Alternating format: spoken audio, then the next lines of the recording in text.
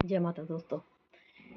कर्म बंधन कौन सी होती है? कर्म बंधन जो हमने पिछले जन्म में कुछ ऐसे कर्म किए थे जिनका फल भुगतने के लिए हमें इस पृथ्वी पर जन्म लेना पड़ा दोबारा, और साथ ही इस जन्म के कर्म भी।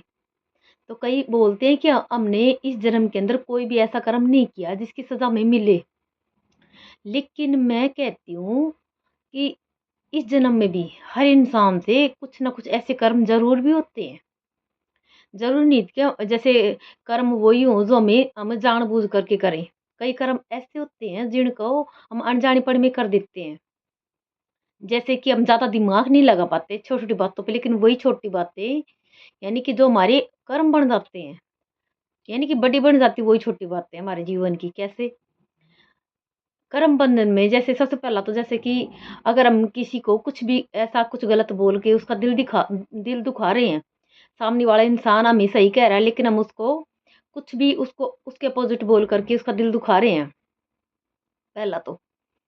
और दूसरा, जैसे कि हमने किसी से कुछ वादा किया कि हमें उसका ये काम कर देंगे और हम उसको काम टाइम पे नहीं कर पाए, दूसरा। और तीसरा, किसी को हम पे बहुत ज़्यादा विश्वास है और फिर हम उसका विश्वास तोड़ रहे हैं, यानी उसको धोखा दे रहे हैं। वो इंसान आँख बंद करके हम पे विश्वास कर रहा है और हम उसको धोखा दे रहे हैं। और चौथा, जैसे कि किसी से हमने पैसे लिए हैं और हमने उसके पैसे उसको वापस नहीं किए। तो कर्म बंधन ऐसे कई तरह के होते हैं जिनका हम ज़्यादा दिमाग नहीं लगा पाते। हम सोचे को कोई बात नहीं, लेकिन वो क्या होता है कि जो हम सोच नहीं रहे लेकिन जो दूसरे इंसान पे जो बीतती है ना, वो क्या होता है कि वो इंसान की जो आत्मा होती है, वो छोटी-छोटी बातें यानी कि वही बड़ी बन करके उसकी आत्मा के अंदर तक इतनी घर कर जाती हैं, इतनी घर कर जाती है कि वो इंसान इतना टूट जाता है अंदर से, उनकी वजह से, कि वो क्या होता है कि उसके दिमाग से निकल नहीं पाती। अगर वो इंसान जैसे अगर बाहर से निकाल भी दे बाहरी तौर से निकाल भी दे उन बातों को दिमाग से, लेकिन वो अंदर ही अंदर उसकी जो अंतर्मन है, उसके अंदर वो बातें इतनी घर कर जाती है कि कभी निकल ही नहीं पाती। और दूसरी बात, जो कर्म बंधन होते हैं, दो इंसानों के बीच का ऐसा बंधन होता है जो कभी भी नहीं टूटता। वो तभी टूटता है जब वो इंसान उसके साथ वापिस से दोबारा वही सिचुएशन में नहीं आ जाता। यानी कि जैसे किसी ने किसी का विश्वास तोड़ा है, तो जिसने विश्वास तोड़ा है, वही वापिस से उसके सामने नहीं आ जाता और उसको वो जब तक वो उसको पूरी तरह से माफ़ नहीं कर पाता। कई बार तो क्या होता है कि हम बाहरी तौर पे माफ़ कर देते हैं, सोचते हैं कि कोई बात नहीं, जाने दो, मैंने उसको माफ़ कर दिया। लेकिन जो उसकी इंसान की जो आत्मा होती है ना, वो माफ़ नहीं कर पाती। जब तक कि उसके कर्म बंधन यानी उसके जो उसने कर्म किए हैं, उसकी सज़ा उसको नहीं मिल पाती, तब तक वो उसकी जो आत्मा उसको कभी भी माफ़ नहीं कर पाती। लेकिन एक दूसरी बात ये भी है कि जैसे कर्म बंधन होते हैं, तो कई इंसान सोचते हैं कि हम अपने कर्म बंधनों से मुक्ति कैसे पाएँ?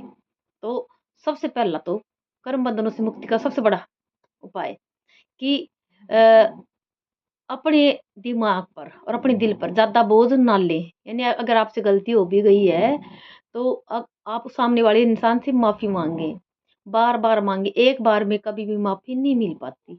अगर छोटी बातें हैं ना, अगर तुरंत माफ़ी माँग लेते तो वहीं उसका क्या होता है, कर्म बंधन होते हैं, उनका निवारण हो जाता है, इतना प्रभाव नहीं होता। लेकिन अगर आप उसी टाइम माफ़ी नहीं माँगते, माफ़ी लगाने में आपको आपको टाइम लग रहा है, फिर आप उसके सामने उसको सामने से जाकर के माफ़ी माँगने से अगर आपको कतरा रहे हैं अगर आप, तो क्या होगा कि वो जब तक आप उससे मतलब कि आप उसके सामने ना जा कर के अगर आप खुद से भी यानी कि कहीं भी रहें, उसके सामने नहीं हैं, फिर भी अगर आप उससे मन ही मन कम से कम भी 20, 30, 50 बार उससे माफ़ी नहीं माँग लेते, तब तक आपके जो कर्म बंधन है वो नहीं कट पाते।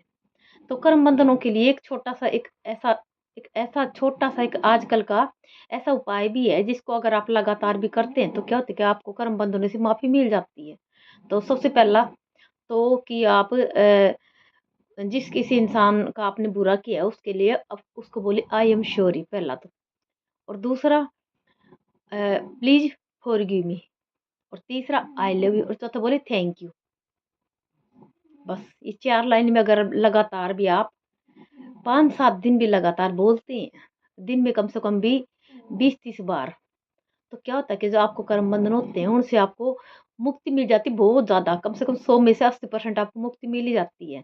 फिर क्या होता है कि जो उसकी सज़ा होती है, आपके कर्मों की सज़ा, वो आपको कम से कम, बहुत कम, यानी कि आपकी सोच से ऊपर ही मिलती है। और लेकिन अगर आप ऐसा नहीं करते और आप अपनी ईगो में अड़े रहते हैं, अपने घमंड में अड़े रहते हैं, तो क्या होता है कि जो आपने कुछ ऐसा कर्म किया है, उसकी सज़ा आपको 100 100 से बढ़ कर के 1000 गुना आपको ज़रूर भी मिलती है, उसकी सज़ा, क्योंकि कर्म बंधन से कोई भी आज आज तक कोई बच ही नहीं पाया। ये ऐसी सज़ा है जिसको भगवान भी माफ़ कर देते हैं, इंसान तो क्या भगवान भी माफ़ कर देते हैं, लेकिन जो इंसान की जो आत्मा होती है, वो कभी भी माफ़ नहीं कर पाती। इसलिए कोशिश करिए, अगर आपने किसी का कुछ भी कोई ऐसा कर्म किया है, किसी से कोई झूठ बोला, किसी को धोखा दिया है, कोई भी ऐसा कर्म किया है किसी के प्रति, तो उसको ज़रूर भी आप अपने कर्म बंधनों को काटने का ज़रूर भी प्रयास करें, नहीं तो क्या होगा कि आपको उसकी सज़ा, मतलब कि आप सोच भी नहीं सकते, इतनी बड़ी सज़ा आपको मिलनी है, चाहे आप कितना ही बच जाओ, कभी नहीं बच सकते इस सज़ा से तो। जय माता दी।